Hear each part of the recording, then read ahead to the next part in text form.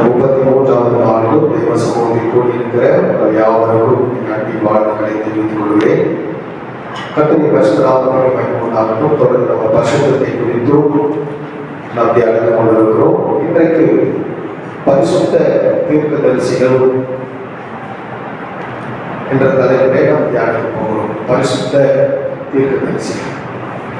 கர்த்தரின் பரிசுத்த நாமத்திற்கு மகிமை உண்டாகட்டும். லூக்கா 1ஆம் அதிகாரம் 73வது வசனத்தை தியானத்துக்காக எடுத்துக்கொள்வோம். லூக்கா 1:73. கர்த்தரின் பரிசுத்த நாமத்திற்கு மகிமை உண்டாகட்டும். ஆதி முதற் கொண்டு இருந்த தம்முடைய பரிசுத்த தீர்க்கதரிசிகளின் வாக்கினால் தாம் சொன்னபடியே என்று சொல்லப்பட்டிருக்கு. அருமையான கர்த்தரின் பிள்ளைகளே, பரிசுத்த தீர்க்கதரிசியின் மூலமாக தேவன் தம்முடைய வாக்கை தம்முடைய ஜனங்களுக்கு ஆண்டவராகிய தேவன் அறிவிக்கிறார். அருமையான கர்த்தரின் பிள்ளைகளே, இந்த வார்த்தை யார் சொல்வதற்கு சொன்னால், சகரியா பரிசுத்த ஆவியில் நிரப்பப்பட்டு தீர்க்க தரிசனமாக அவர் சொல்லுகிறார். வேதத்திலே பல தீர்க்க தரிசனம் சொன்ன தெய்வ மனிதர்களை நாம் பார்க்கிறோம். ஒவ்வொரு தீர்க்க தரிசனமும் கர்த்தரின் பரிசுத்த நாமத்திற்கு மகிமை உண்டாகட்டும், தேவ ஆவியானவர் சொல்லப்பட்டு நடக்கிற சம்பவங்களை, நடந்து கொண்டிருக்கிற சம்பவங்களையும் நடக்க போகிற சம்பவங்களையும் தீர்க்க தரிசனமாக சொல்வதை நாம் பார்க்க முடிகிறது. அருமையான கர்த்தரின் பிள்ளைகளே, கர்த்தரின் பரிசுத்த நாமத்திற்கு மகிமை உண்டாகட்டும். ஆண்டவராகிய இயேசு கிறிஸ்துவினுடைய பிறப்பை குறித்தும், அவருடைய ஊழியங்களை குறித்தும், அவருடைய மரணத்தை குறித்தும், அவருடைய உயிர்த்தெழுதலை குறித்தும், அவருடைய 2ஆம் வருகை குறித்தும் தீர்க்கதரிசிகள் பல இடங்களிலே தீர்க்க தரிசனமாக சொல்ல இருக்கிறார்கள். அப்போ அருமையான கர்த்தரின் பிள்ளைகள், பரிசுத்த தீர்க்கதரிசிகள் இயேசு கிறிஸ்துவினுடைய வருகையை குறித்து பல இடங்களிலே அவர்கள் சொல்லியிருக்கிறார்கள். கர்த்தரின் பரிசுத்த நாமத்திற்கு மகிமை உண்டாகட்டும். அப்போ ஒரு தீர்க்கதரிசி என்றால் யார் என்று சொன்னால், தேவன் எந்த மனிதனுக்கு தரிசனம் தருகிறாரோ, எந்த மனுஷனோடு கூட சொப்பனத்தில் பேசுகிறாரோ அவர்கள் தான் தீர்க்கதரிசியாக இருக்கிறார்கள். கர்த்தரின் பரிசுத்த நாமத்திற்கு மகிமை உண்டாகட்டும். என்னாகமம் 12ஆம் அதிகாரம் 6வது வசனத்திலே வாசிக்கும் பொழுது, என்னாகமம் 12:6 வாசிக்கும் பொழுது அங்கே சொல்லப்பட்டிருக்கிறது, அப்பொழுது அவர் என் வார்த்தைகளை கேளுங்கள், உங்களுக்குள்ளே ஒருவன் தீர்க்கதரிசியாய் இருந்தால் கர்த்தராகிய நான் தரிசனத்தில் என்னை அவனுக்கு வெளிப்படுத்தி சொப்பனத்தில் அவனோடு பேசுவேன். அப்ப அருமையான கர்த்தரின் பிள்ளைகளே, தீர்க்கதரிசிக்குள்ள குவாலிஃபிகேஷன் என்ன என்று சொன்னால், தேவன் தரிசனத்திலே யாரோடு கூட பேசுகிறாரோ, சொப்பனத்தில் யாரோடு கூட வெளிப்படுகிறாரோ அவன்தான் தீர்க்கதரிசி என்று சொல்லப்படுகிறார். கர்த்தரின் பரிசுத்த நாமத்திற்கு மகிமை உண்டாகட்டும். அப்போ நன்றாய் கவனிக்கணும். தரிசனத்திலே நான் அவனுக்கு வெளிப்படுத்துவேன் என்று சொல்லுகிறார், சொப்பனத்தில் அவனோடு கூட பேசுவேன் என்று சொல்லுகிறார். கர்த்தரின் பரிசுத்த நாமத்திற்கு மகிமை உண்டாகட்டும். அருமையான கர்த்தரின் பிள்ளைகளை, ஏற்கனவே உங்களிடத்தில் சொல்லி இருக்கிறேன், சொப்பனத்துக்கும் தரிசனத்துக்கும் என்ன வேறுபாடு என்பதை ஏற்கனவே நான் சொல்லியிருக்கிறேன்.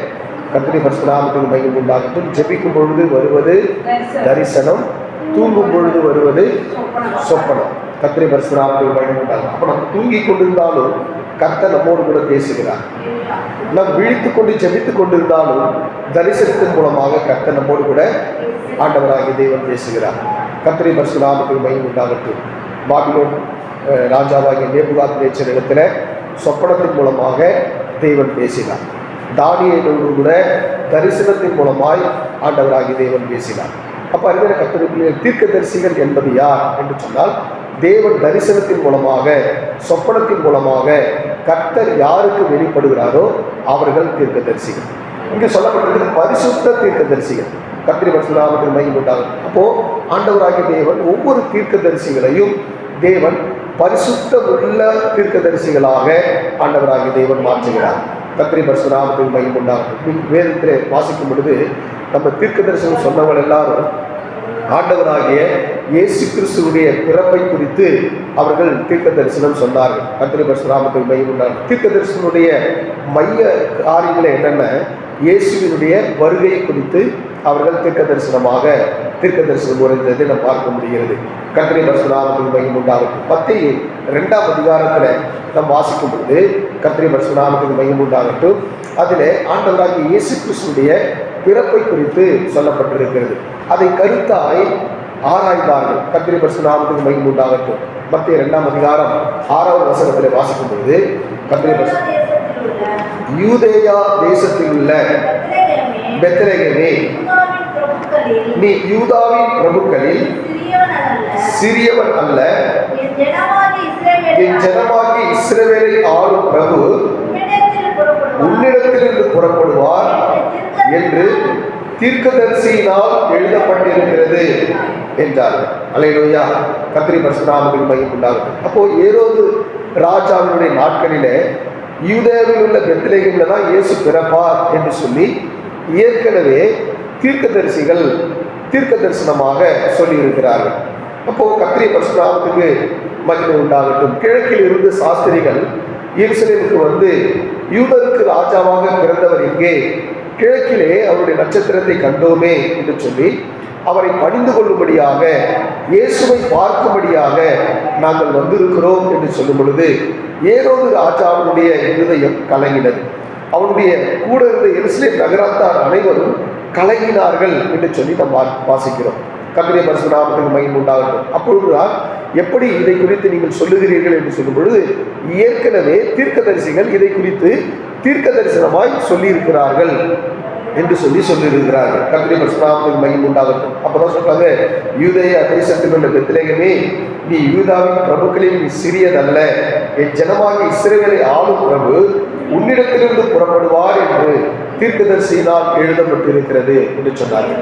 அருமையான கர்த்தருடைய பிள்ளைகளை, கர்த்தருடைய பரிசுத்த நாமத்துக்கு மகிமை உண்டாகட்டும். மீகா 5:2 நாம் இந்த தீர்க்க தரிசனத்தை எப்ரத்தா எனப்பட்ட பெத்லகேமே, நீ யூதேயாவில் ஆயிரங்களுக்குள் சிறியதாயிருந்தும் இஸ்ரவேலை ஆளப்போகிறவர் உன்னிடத்திலிருந்து புறப்பட்டு என்னிடத்தில் வருவார்.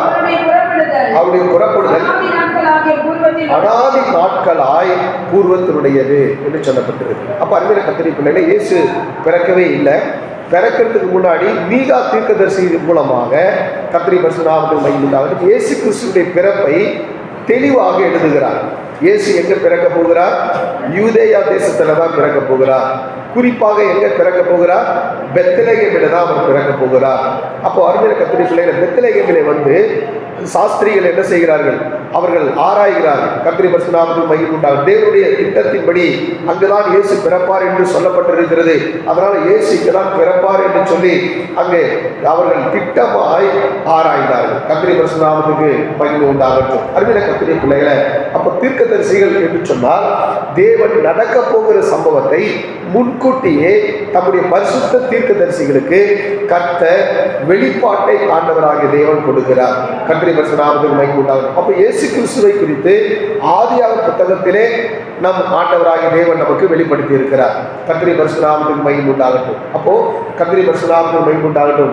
ஆதியாகம புத்தகம் 3ஆம் அதிகாரம் 15வது வசனத்திலே, ஸ்திரீக்கும் உன் வித்துக்கும் அவள் வித்துக்கும் நான் பகையை உண்டாக்குவேன் என்று சொன்னார். அவர் ஒரு தலை நசுக்குவார், நீ அவருடைய முதிகாலை நசுக்குவாய் என்று சொல்லி ஆதியாகம 3ஆம் அதிகாரத்திலே தீர்க்க தரிசனம் சொல்லப்பட்டிருக்கிறது.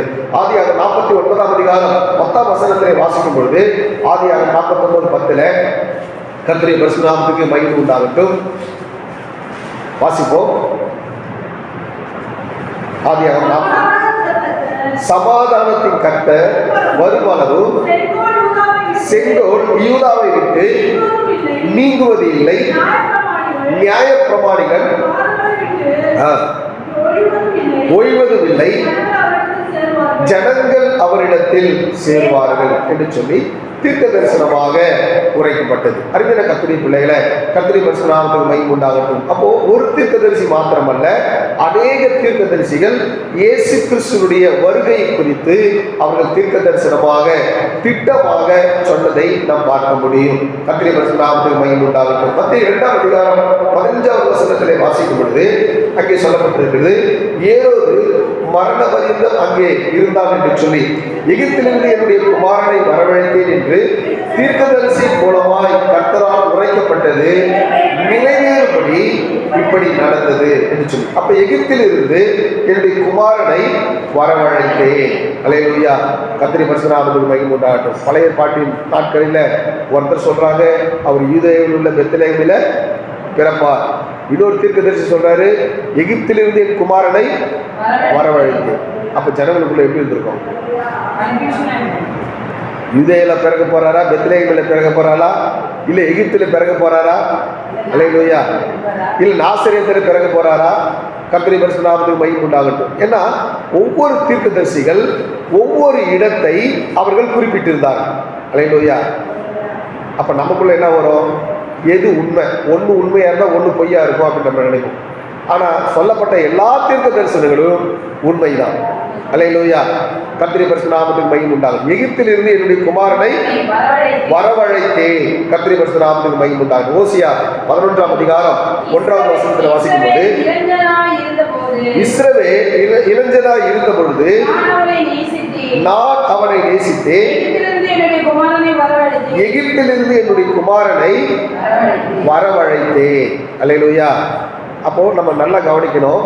சொல்லப்படுகிற வார்த்தையை ரொம்ப கவனமா கவனிக்கணும். அல்லேலூயா.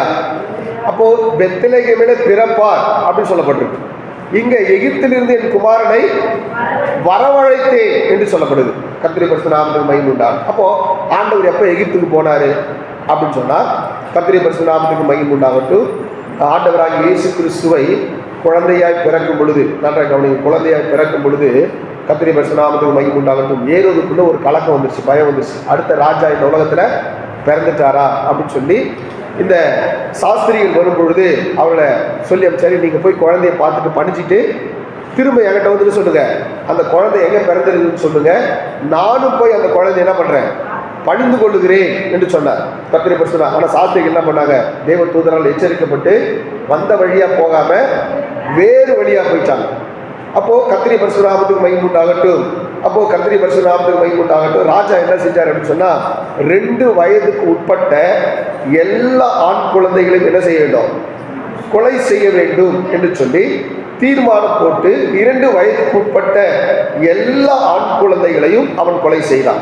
16வது வசனத்துல 2:16 வாசிக்கும் பொழுது, அப்பொழுது ஏரோது தன் சாஸ்திரிகளால் வஞ்சிக்கப்பட்டதை கண்டு மிகுந்த கோபமடைந்து ஆட்களை அனுப்பி தன் சாஸ்திரிகளிடத்தில் திட்டமாய் விசாரித்த காலத்தின்படியே பெத்லகேமிலும் அதன் சகல எல்லைகளிலும் இருந்த 2 வயதுக்குட்பட்ட எல்லா ஆண் பிள்ளைகளையும் அவன் கொலை செய்தான். அல்லேலூயா. கர்த்தருடைய பரிசுத்த நாமத்துக்கு மகிமை உண்டாகட்டும். அப்போ ஆண்டவராகிய இயேசு கிறிஸ்து அங்கிருந்து எங்கே போகிறார் அப்படின்னு சொன்னா, கர்த்தருடைய பரிசுத்த நாமத்துக்கு மகிமை உண்டாகட்டும். எகிப்து தேசத்திற்கு தேவ தூதர்களால் எச்சரிக்கப்பட்டு இயேசு கிறிஸ்து குழந்தையா இருக்கும் பொழுது பெத்லகேமில் இருந்து அவங்களை எங்க தூக்கிட்டு போறாங்க அப்படின்னு சொன்னா, எகிப்து தேசத்துக்கு தூக்கிட்டு போறாங்க. அப்போ எகிப்து தேசத்திலிருந்து என் குமாரனை என்ன பண்ண வரவழைத்தேன் என்கின்ற தீர்க்க தரிசனம் நிறைவேறும்படியாக இதெல்லாம் நடக்குது. அல்லேலூயா. கர்த்தருடைய பரிசுத்த நாமத்துக்கு மகிமை உண்டாகும். அப்போ பெத்லகேமில் பிறப்பது உண்மைதான், எகிப்து தேசத்திலிருந்து என் குமாரனை வரவழைத்தேன் என்பதோ உண்மைதான். அப்ப இந்த 2 வயது குழந்தைகள் எல்லாம் கொல்லப்பட்டார்களே, அப்போ இதையும் தீர்க்க தரிசனமாக யார் சொல்றாருங்க? ஏனேமியா சொல்ற. கர்த்தருடைய பரிசுத்த நாமத்துக்கு மகிமை உண்டாகட்டும். 17வது வசனத்துல, ராமாவிலே புலம்பலும் கசப்பான அழுகையும் ஆகிய கூக்குரல் கேட்கப்பட்டது. ராகேல் தன் பிள்ளைக்காக அழுது தன் பிள்ளை இல்லாதபடியினால் அவைகளின் நிமித்தம் ஆறுதல் அடையாதிருக்கிறார் என்று எரேமியா தீர்க்கதரிசியினால் உரைக்கப்பட்டது அப்பொழுது நிறைவேறிச்சு. அப்போ எத்தனை குழந்தைகள் கொல்லப்படுவார்கள் என்பதை குறித்தோ எரேமியா தீர்க்கதரிசி என்ன பண்றாங்க? திட்டமாய் தீர்க்கதரிசி சொல்றாரு. 31:15 எரேமியா 31:15 தான் உபாசம வாசம். கர்த்தருடைய பரிசுத்த நாமத்துக்கு மகிமை உண்டாகும். அருமையான கர்த்தருடைய பிள்ளைகளை, அப்போ ஒரு பக்கத்துல மீகா தீர்க்கதரிசி சொல்றாரு, இன்னொரு பக்கத்துல எரேமியா தீர்க்கதரிசி சொல்றாரு, இன்னொரு பக்கத்துல ஓசியா தீர்க்கதரிசி சொல்றாரு. கர்த்தருடைய பரிசுத்த நாமத்துக்கு மகிமை உண்டாகட்டும். அப்போ ஒவ்வொருத்தரும் ஒவ்வொரு மாதிரி தீர்க்கதரிசி சொல்றாங்க. நல்லா கவனிக்கணும். எரேமியா என்ன சொல்றாரு? பிள்ளைகள் எல்லாம் கொல்லப்படும், இந்த உலகத்துல ரட்சகர் வரும்போது பிள்ளைகள் எல்லாம் கொல்லப்படுன்றாரு. ஓசியா தீர்க்கதரிசி என்ன சொல்றாரு? எகிப்திலிருந்து என் குமாரனை வரவழைத்தேன். மீகா தீர்க்கதரிசி என்ன சொல்றாருங்க? கர்த்தருடைய பரிசுத்த நாமத்துக்கு மகிமை உண்டாகட்டும், யூதாவில் உள்ள பெத்லகேமில் இயேசு பிறப்பார்ட்டாங்க. ஒவ்வொருத்தரும் ஒரு சொல்றாங்க. ஆனா எல்லா தீர்க்க தரிசனத்தையும் ஆண்டவர் ஒரே கோட்ல வந்து இணைப்பதை நாம் பார்க்க முடியும். அல்லேலூயா.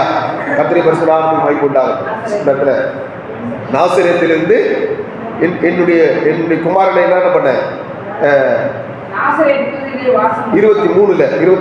2 நாசரேத் என்னும் ஊரிலே வந்து வாசம் பண்ணினார், நசரேயன் எனப்படுவார் என்று தீர்க்கதரிசியால் உரைக்கப்பட்டது நிறைவேறும்படி இப்படி நடந்தது.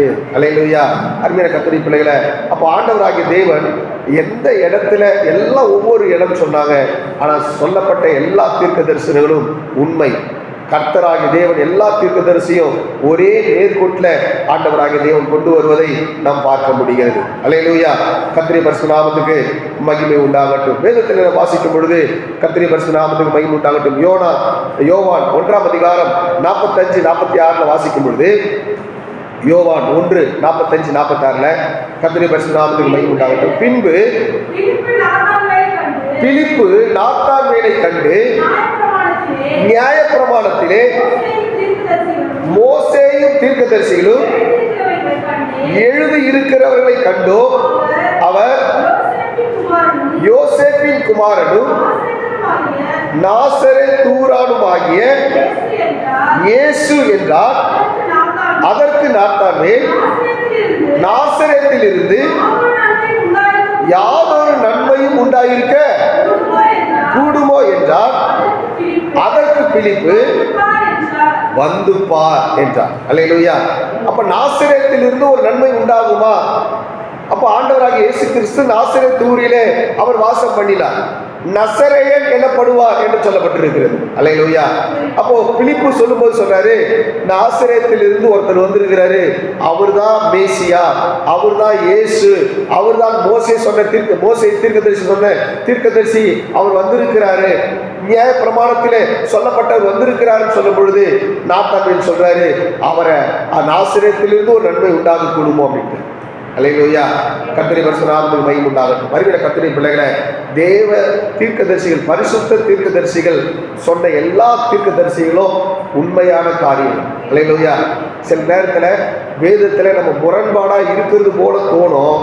ஆனா கர்த்தர் ஒரே நேர்கோட்டில் கொண்டு வரும் பொழுது எல்லா தீர்க்க தரிசனங்களும் உண்மை என்பதை நாம் அறிந்து கொள்ள முடியும். அல்லேலூயா. கர்த்தருடைய பரிசுத்த நாமத்துக்கு மகிமை உண்டாகட்டும். அருமையான கர்த்தருடைய பிள்ளைகளை, ஆண்டவராகிய இயேசு கிறிஸ்து அவருடைய பிறப்பை குறித்து தீர்க்க தரிசனம் சொன்னாங்க. அவருடைய கல்வாரி சிலுவை மரணத்தை குறித்து அவர்கள் என்ன செஞ்சாங்க? தீர்க்க தரிசனம் சொன்னார்கள். மத்தேயு 8ஆம் அதிகாரம் 17வது வசனத்தில் வாசிக்கும் பொழுது, மத்தேயு 8:17 கர்த்தருடைய பரிசுத்த நாமத்துக்கு மகிமை உண்டாகட்டும். அவர்தாமே நம்முடைய பலவீனங்களை ஏற்றுக்கொண்டு நம்முடைய நோய்களை சுமந்தார் என்று ஏசாயா தீர்க்கதரிசியால் உரைக்கப்பட்டது நிறைவேறும்படி இப்படி நடந்தது. அல்லேலூயா. அவர்தாமே நம்முடைய பலவீனங்களை ஏற்றுக்கொண்டு, அல்லேலூயா, இயேசு என்ன செஞ்சாருங்க? நம்முடைய பலவீனங்களை எல்லாம் அவர் ஏற்றுக்கொண்டார். வேதம் சொல்லுகிறது, ஏசாயா 53:4 வாசிக்கும் போது, மெய்யாகவே அவர் நம்முடைய பாடுகளை ஏற்றுக்கொண்டு நம்முடைய துக்கங்களை சுமந்தார். நாமோ தேவனால் அடிபட்டு வாதிக்கப்பட்டு சிறுமைப்படுத்தப்பட்டார் என்று எண்ணினோம். நம்முடைய மீறுதல் நிமித்தம் அவர் காயப்பட்டு நம்முடைய அக்கிரமங்கள் நிமித்தம் அவர் நொறுக்கப்பட்டார். அல்லேலூயா. அப்ப ஏசாயா தீர்க்கதரிசியிலே சொல்லப்பட்ட காரியங்களை ஆண்டவராகிய இயேசு கிறிஸ்து திரும்ப அதை நினைப்பூட்டுகிறார். அவர் தாமே நம்முடைய பலவீனங்களை ஏற்றுக்கொண்டு நம்முடைய நோய்களை சுமந்தார். அல்லேலூயா. அருமையான கர்த்தருடைய பிள்ளைகளை, உங்களுடைய பலவீனங்களை எல்லாம் இயேசு சிலுவையிலே சுமந்துட்டார். உங்களுடைய நோய்களை எல்லாம் இயேசு சிலுவையிலே சுமந்துட்டார். அருமையான கர்த்தருடைய பிள்ளைகளை, இதை குறித்து ஏசாயா தீர்க்கதரிசி இயேசு பிறப்பதற்கு 700 ஆண்டுகளுக்கு முன்பாகவே அவர் தீர்க்கதரிசனம் சொல்லிட்டார். அல்லேலூயா. அப்ப ஏசாயா தீர்க்கதரிசியில சொல்லப்பட்ட வார்த்தைகள் நிறைவேறும்படியாக ஆண்டவராகிய இயேசு கிறிஸ்து நம்முடைய பலவீனங்களை எல்லாம் அவர் ஏற்றுக்கொண்டார். நம்முடைய நோய்களை எல்லாம் அவர் சுமந்தார். கர்த்தருடைய பரிசுத்த நாமத்துக்கு மகிமை உண்டாகட்டும். அதுக்கு மேல 8ஆம் அதிகாரத்துக்கு மேல பார்க்கும் பொழுது ஆண்டவராகிய இயேசு கிறிஸ்து பேதுருடைய வீட்டுக்கு போகிறார். அங்க பேதுருடைய மாமி ஜுரத்தினாலே கஷ்டப்பட்டு கொண்டிருக்கிறாங்க. ஆண்டவராகிய இயேசு கிறிஸ்து அவள் கையை பிடித்து தொட்ட உடனே ஜுரம் அவளை விட்டு நீங்கி போயிடுச்சு. அவள் எழுந்து ஆண்டவருக்கு பணிவிடை செய்தாள் என்று சொல்லி நம் வேதத்திலே வாசிக்கிறோம். அருமையான கர்த்தருடைய பிள்ளைகளே, இயேசு எங்க போறாரோ அங்கெல்லாம் அற்புதம் நடந்தது. அப்போ அவர் நம்முடைய பலவீனங்களை ஏற்றுக்கொண்டு, அல்லேலூயா, கர்த்தருடைய பரிசுத்த நாமத்துக்கு மகிமை உண்டாகட்டும். சில நேரங்களில நல்லா கவனிக்கணும். ஆண்டவராகிய இயேசு கிறிஸ்து ஒரு அற்புதத்தை செய்கிறார் அப்படின்னு சொன்னா, உங்களுக்கு இருக்கிற பலவீனத்தை அவர் தன்மேல் என்ன பண்றாரு? ஏற்றுக்கொள்ளுகிறார்.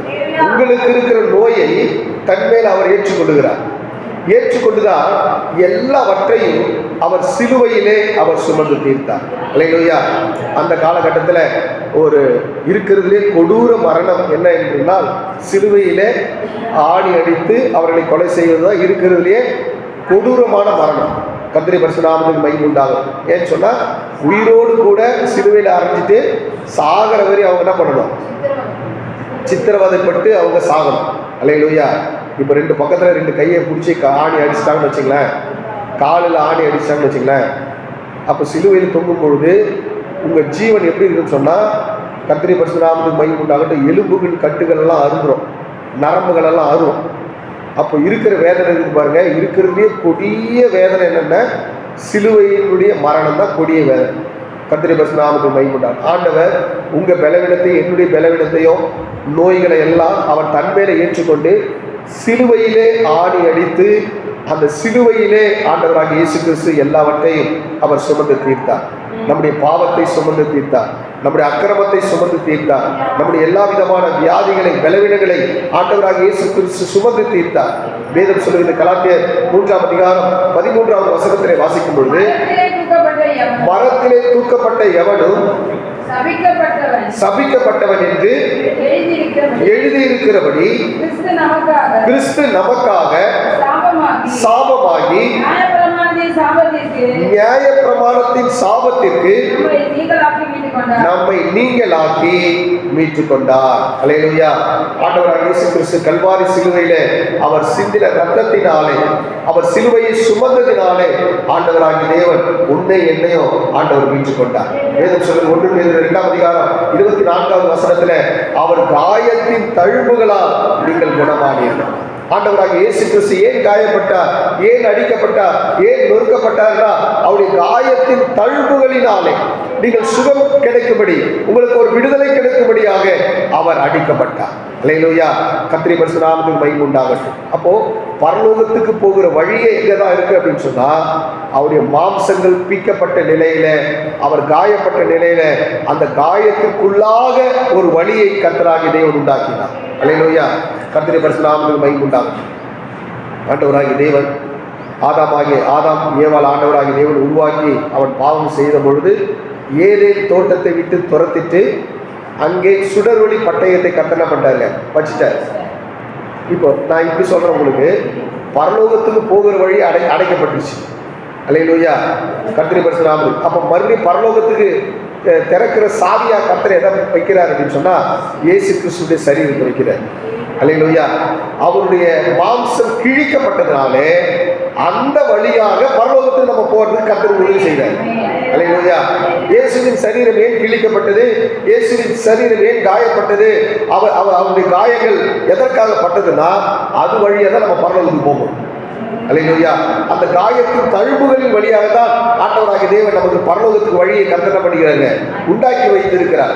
அப்ப இயேசுவின் மூலமாகத்தான் ஒரு மனிதன் பரலோக ராஜ்யத்துக்கு என்ன செய்ய முடியும், போக முடியும். கர்த்தருடைய பரிசுத்த நாமத்துக்கு மகிமை உண்டாகட்டும். அருமையான கர்த்தருடைய பிள்ளைகளே, உனக்காகவும் எனக்காகவும் ஆண்டவராகிய இயேசு கிறிஸ்து கல்வாரி சிலுவையிலே அவர் காயப்பட்டார். அருமையான கர்த்தருடைய பிள்ளைகளே, ஆண்டவராகிய இயேசு கிறிஸ்து வாழும் பொழுதே, மாம்சத்திலே வாழும் பொழுதே ஆண்டவராகிய இயேசு கிறிஸ்து தன்னுடைய மரணத்தை குறித்து கர்த்தருடைய பரிசுத்த நாமத்துக்கு மகிமை உண்டாகட்டும் சீஷர்களிடத்தில் ஆண்டவர் சொன்னார். எல்லாரும் கேட்கிறாங்க, ஆண்டவரே ஸ்தோத்திரம், உங்களுடைய ஆண்டவராகிய இயேசு கிறிஸ்துவை கேட்கும்போது ஆண்டவர் சொன்னாரு, யோனாவின் அடையாளமே அன்றி வேறொரு அடையாளம் என்ன பண்ணப்படலை, கொடுக்கப்படலை அப்படின்னு ஆண்டவராகிய இயேசு சொல்றார். மத்திய 12ஆம் அதிகாரம் 39-40 வசனங்களில் வாசிக்கும் போது, இயேசு அவர்களுக்கு பிரதியுத்தரமாக, இந்த பொல்லாத விபச்சார சந்ததியார் அடையாளத்தை தேடுகிறார்கள், ஆனாலும் யோனா தீர்க்கதரிசியின் அடையாளமே அன்றி வேறு அடையாளம் இவர்களுக்கு கொடுக்கப்படவில்லை. யோனா இரவும் பகலும் 3 நாள் பெரிய மீனின் வயிற்றில் இருந்தது போல மனுஷகுமாரனும் இரவும் பகலும் 3 நாள் பூமியின் இருதயத்தில் இருப்பார். அல்லேலூயா. அப்ப ஆண்டவராகிய இயேசு சொல்றார், யோனாவின் அடையாளம் என்று வேறொரு அடையாளம் என்ன பண்ணல, கொடுக்கப்படல. யோனா இரவும் பகலும் 3 நாள் மீனின் வயிற்றில் அவர் இருந்தார். அல்லேலூயா. யோனா 1ஆம் அதிகாரம் 17வது வசனத்தில் வாசிக்கும் போது, யோனாவை விழுங்கும்படி ஒரு பெரிய மீனுக்கு கர்த்தர் ஆயத்தப்படுத்தி இருந்தார். அந்த மீன் வயிற்றிலே யோனா இரவும் பகலும் 3 நாள் இருந்தார். அல்லேலூயா. அருமையான கர்த்தருடைய பிள்ளைகளே, யோனா பெரிய மீனின் வயிற்றில 3 நாள் இருந்தார். அதே போல மனுஷகுமாரன் இயேசு கிறிஸ்து பூமியின் இருதயத்தில 3 நாள் இரவும் பகலும் இருப்பார் என்று சொல்லப்பட்டிருக்கு. அல்லேலூயா. கர்த்தருடைய பரிசுத்த நாமத்துக்கு மகிமை உண்டாகட்டும். அப்ப அருமையான கர்த்தருடைய பிள்ளைகளே, யோனா மரித்து 3 நாள் மீனின் வயிற்றில் இருந்தார். 3வது நாள் தான் யோனாவுக்கு என்ன வந்ததுங்க, ஜீவன் வந்தது. அதே போல ஆண்டவராகிய இயேசு கிறிஸ்துவும் மரித்து பூமியின் இருதயத்தில 3 நாள் இருந்தார். அல்லேலூயா. கர்த்தருடைய பரிசுத்த நாமத்துக்கு மகிமை உண்டாகட்டும். அந்த 3 நாள்ல இயேசு என்ன பண்ணார்? கர்த்தருடைய பரிசுத்த நாமத்துக்கு மகிமை உண்டாகட்டும். அந்த 3 நாள் ஆண்டவர் அவருடைய சரீரம் கல்லறையில் இருந்து, அவருடைய சரீரம் கல்லறையில் இருந்து, அவருடைய ஆவி காவலில் உள்ள ஆவிகளுக்கு பிரசங்கம் பண்ணும்படி அந்த 3 நாள் போச்சு. அல்லேலூயா. அந்த ஆவிகள் என்னென்ன, நோவாவின் பேழையில 8 பேர் மாற்றம் காப்பாற்றப்பட்டார்கள். மீதி இருக்கிறதெல்லாம் கீழ்ப்படியாமல் அழிக்கப்பட்ட ஆவிகள் எல்லாம் எங்க இருக்கு அப்படின்னா, கர்த்தருடைய பரிசுத்த நாமத்துக்கு மகிமை உண்டாகட்டும், அங்க நரகத்தில் இருக்கிறது. கர்த்தருடைய பரிசுத்த நாமத்துக்கு மகிமை உண்டாகட்டும். பாதாளத்தில் இருக்கிறது. ஆண்டவர் காவலில் உள்ள ஆவிகளுக்கு பிரசங்கம் பண்ணும்படியாய் அந்த 3 நாள் போனார். அல்லேலூயா. அப்போ உயிரோடு இருக்கும் போதும் பிரசங்கம் தான் பண்றாரு, மரிச்சு போன பிறகு பிரசங்கம் தான் பண்றாரு. உயிரோடு இருக்கும்போது யாருக்கு பிரசங்கம் பண்றாரு? ஜனங்களுக்கு பிரசங்கம் பண்றாரு. மரித்த பிறகு இயேசு யாருக்கு பிரசங்கம் பண்றாரு? காவலில் உள்ள ஆவிகளுக்கு ஆண்டவர் என்ன பண்றாருங்க, ஆண்டவர் பிரசங்கம் பண்றாரு. கர்த்தருடைய பரிசுத்த நாமத்துக்கு மகிமை உண்டாகட்டும்.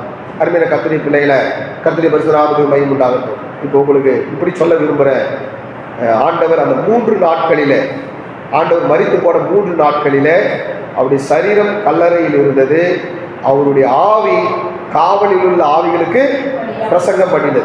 அது எங்க வாசிக்கிறோம் அப்படின்னா, பேதுருல 3ஆம் அதிகாரம் 20வது வசனத்துல வாசிக்கும் போது, அந்த ஆவியினாலே அவர் போய் காவலில் உள்ள ஆவிகளுக்கு அவர் என்ன செய்தாரா, பிரசங்கித்தார். அல்லேலூயா. அப்போ ஆண்டவருடைய ஆவி எங்க போச்சு? காவலில் உள்ள ஆவிகளுக்கு போய் பிரசங்கம் பண்ணிச்சு. அப்போ அவருடைய ஆத்மா எங்க போச்சு அப்படின்னு சொன்னா, பரதேசிக்கு போச்சு. அல்லேலூயா. எங்க போச்சு? பரதேசிக்கு போச்சு. ஆண்டவர் சொன்னார், கல்லனை பார்த்து சொல்றார், இன்றைக்கு என்னோடு கூட நீ என்ன பண்ணுவ, பரதேசியில் இருப்பாய் என்று சொல்கிறார். அப்போ கல்லனை ஆண்டவர் எங்க கொண்டு போனார்னா, பரதேசி கொண்டு போனார். எதுல கொண்டு போனார்? அவருடைய ஆத்துமாவிலே கொண்டு போனார். அல்லேலூயா. அப்போ ஆத்துமா பரதேசியில் இருந்தது, ஆவி பாதாளத்தில் உள்ள ஆவிகளுக்கு பிரசங்கிச்சது, சரீரம் கல்லறையில் இருந்தது. அல்லேலூயா. அருமையான கர்த்தருடைய பிள்ளைகளை, கர்த்தருடைய பரிசுத்த நாமத்துக்கு மகிமை உண்டாகட்டும். இதை குறித்து யோனா தீர்க்கதரிசியில ஆண்டவராகிய தேவன் ஒரு அடையாளத்தை ஆண்டவராகிய தேவன் வைக்கிறார். அல்லேலூயா. மத்தேயு 16ஆம் அதிகாரம் 21வது வசனத்தை வாசிக்கும் பொழுது, மத்தேயு 16:21 கர்த்தருடைய பரிசுத்த நாமத்துக்கு மகிமை உண்டாகட்டும். இயேசு தாம் எருசலேமுக்கு போய் மூப்பராலும் பிரதான ஆசாரியராலும் வேத பாரகராலும் பல பாடுகள் பட்டு கொலையுண்டு 3ஆம் நாளில் எழுந்திருக்க வேண்டும் என்பதை நம்முடைய சீஷர்களுக்கு அவர் சொல்லத் தொடங்கினார். அல்லேலூயா. அருமையான கர்த்தருடைய பிள்ளைகளே, ஆண்டவராகிய இயேசு கிறிஸ்து இந்த உலகத்திலே அவர் பெரிய தீர்க்கதரிசியாக இருந்தார். கர்த்தருடைய பரிசுத்த நாமத்துக்கு மகிமை உண்டாகட்டும். அருமையான கர்த்தருடைய பிள்ளைகளே, எத்தனை தீர்க்கதரிசியை பற்றி நம்ம பார்த்தோம்? ஆமென். அல்லேலூயா. கர்த்தருடைய பரிசுத்த நாமத்துக்கு மகிமை உண்டாகட்டும். ஒன்று மீகா தீர்க்கதரிசி, இரண்டாவது ஓசியா தீர்க்கதரிசி, எரேமியா தீர்க்கதரிசி, ஏசாயா தீர்க்கதரிசி, யோனா தீர்க்கதரிசி. கர்த்தருடைய பரிசுத்த நாமத்துக்கு மகிமை உண்டாகட்டும். அப்புறம் என்ன பார்த்துங்க? நாத்தான்வேல் தீர்க்கதரிசி இல்லை. ஆமென். அல்லேலூயா. எத்தனை தீர்க்கதரிசி பார்த்தோம்? 5 பார்த்தோமா? 6 பார்த்தோமா? 5 ஆமென். அல்லேலூயா. சரி, கர்த்தருடைய பரிசுத்த நாமத்துக்கு மகிமை உண்டாகட்டும். அப்போ மீகா, ஏசாயா, ஓசியா, யோவேல், யோனா, எரேமியா, கர்த்தருடைய பரிசுத்த நாமத்துக்கு மகிமை உண்டாகட்டும். சகரியா, ஃபர்ஸ்ட் ஓப்பனிங்கே சகரியா தான் சொன்னேன். மொத்தம் 6 தீர்க்கதரிசி. அல்லேலூயா. 7வதாக ஆண்டவராகிய இயேசு கிறிஸ்து நமக்கு ஒரு நல்ல தீர்க்கதரிசியாக இருக்கிறார். அல்லேலூயா. ஆண்டவராகிய இயேசு கிறிஸ்து தாம் மரிக்க போறது என்ன பண்றாருங்க? முன்கூட்டியே சொல்றார் சீஷன்கிட்ட, அப்பா நான் கொலை 3 நாள் என்ன பண்ணுவேன்? பூமி இருதயத்தில் இருப்பேன், 3வது நாள் நான் உயிர் தேட போறேன்ற. கர்த்தருடைய பரிசுத்த நாமத்துக்கு மகிமை உண்டாகும். அதே போல அவர் சொன்னபடியே அவர் 3வது நாளிலே உயிர் தெழுந்தார். கர்த்தருடைய பரிசுத்த நாமத்துக்கு மகிமை உண்டாகட்டும். இயேசு கிறிஸ்து தீர்க்கதரிசிங்கிறத சமாரியா ஸ்திரீ அவ சொல்றா, நீ தீர்க்கதரிசி என்று காண்கிறேன். யோவான் 4ஆம் அதிகாரம் 19வது வசனத்தில் வாசிக்கும் போது, யோவான் 4:19, அப்பொழுது அந்த ஸ்திரீ அவரை நோக்கி, ஆண்டவரே நீ தீர்க்கதரிசி என்று காண்கிறேன். அல்லேலூயா. அப்ப ஆண்டவராகிய இயேசு கிறிஸ்து ஒரு நல்ல தீர்க்கதரிசியாக இந்த பூமியிலே அவர் இருந்தார். அருமையான கர்த்தருடைய பிள்ளைகளை, கர்த்தருடைய பரிசுத்த நாமத்துக்கு மகிமை உண்டாகட்டும். இயேசு பிறக்கும் பொழுது அவரை குறித்து தீர்க்க தரிசனம் சொல்லப்பட்டது. அவர் இந்த பூமியிலே வந்து அவர் ஜனங்களுக்கு தீர்க்க தரிசனமாய் நிறைய காரியங்களை ஆண்டவராகிய தேவன் சொன்னார். அருமையான கர்த்தருடைய பிள்ளைகளை, பரிசுத்த தீர்க்க தரிசிகளுக்கு கர்த்தர் பரிசுத்தமான காரியங்களை கர்த்தர் வெளிப்படுத்துகிறார். அல்லேலூயா. கர்த்தருடைய பரிசுத்த நாமத்துக்கு மகிமை உண்டாகட்டும். அப்போ தீர்க்க தரிசிகள் எல்லாரும் எழுதப்பட்டது, அவங்க எழுதி வைத்தாங்க. நடக்க போகிற சம்பவங்களை எழுதி வைத்தாங்க. எழுதி வைத்தது போலவே இயேசு இந்த பூமியில் வந்தார். அவர் ஊழியம் செஞ்சார். அவர் மரித்தார். அவர் அடக்கப்படப்பட்டார். அவர் 3வது நாளிலே உயிரோடு கூட இருந்தார். அல்லேலூயா. கர்த்தருடைய பரிசுத்த நாமத்துக்கு மகிமை உண்டாகட்டும். நம்ம பரிசுத்த தீர்க்கதரிசி மூலமாய் எழுதப்பட்டது நிறைவேறியது. அல்லேலூயா. அப்ப இன்னைக்கு 33வது நாள் தலைப்பு என்ன? பரிசுத்த தீர்க்கதரிசினால் எழுதப்பட்டது நிறைவேறியது. அருமையான கர்த்தருடைய பிள்ளைகளை, இன்னும் நிறைவேறி கொண்டு இருக்கிறது. அல்லேலூயா. அருமையான கர்த்தருடைய பிள்ளைகளை, கற்றுக் கொடுத்த இந்த வார்த்தைகளுக்காக கர்த்தரை நம்ம சோதனை பண்ணுவோம்.